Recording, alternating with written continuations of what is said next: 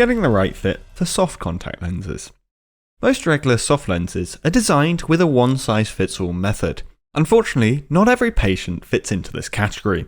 Here, we will highlight some of the principles to look out for when fitting soft lenses. You should note that it is a good idea to allow the lens to settle for a few minutes after insertion. Modern lenses should align themselves and settle very quickly. In this video, you can see a loosely fitting soft lens.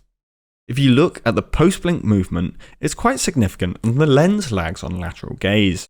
There's also significant movement on push-up.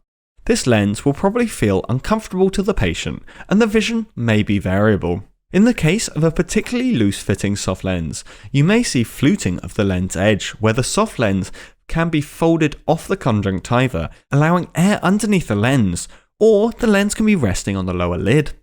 In this video, we can see a tightly fitting contact lens. As you can see, the opposite is true. It almost appears fixed in position post-blink and on lateral gaze. In this instance, the lens will probably feel quite comfortable for the patient, and their vision may be good as well.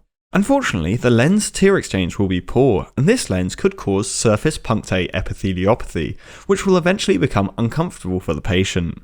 If you find a lens isn't fitting well, you can try changing the base curve. In reality, this could just mean trying a different brand of contact lenses. The fitting can be different depending on the manufacturer, even within the same base curve. Here's an optimally fitted contact lens. The lens is centered well, post-blink movement is good, which should be around 0.2mm. The lens will exhibit some lag on lateral gaze, but not too much.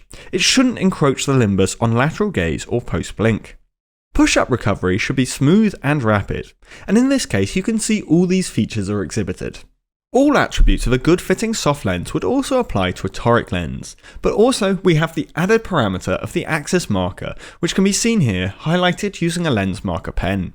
The axis marker should settle within the first 10 to 30 seconds of insertion, and be oriented at the 270-degree mark, or 6 o'clock on the clock face. It should be stable.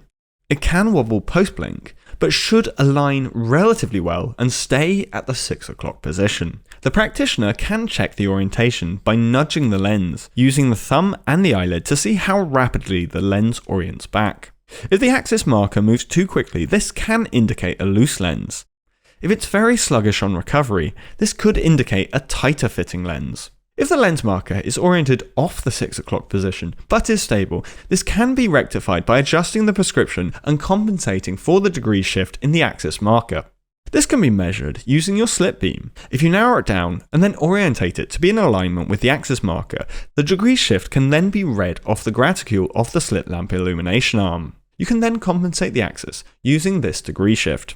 If you're finding the lens is fitting well, but the axis isn't stable, it would be prudent to think about a different fitting modality. Most toric lenses use a prism ballast technique to stabilize the lens, which means the inferior portion of the lens is thicker, and therefore gravity drags the lens round into position. If this isn't working, a dual thin zone design can be used. These lenses use a thin superior and inferior portion, which orientate the thicker part of the lens within the palpebral aperture. This skills guide is adapted from original content by Drew Thompson. You can find his full CPD video, soft and RGP contact lens fitting pearls, in the OT Education Library. You can find links to this in the description, as well as links to our other contact lens fitting skills guides.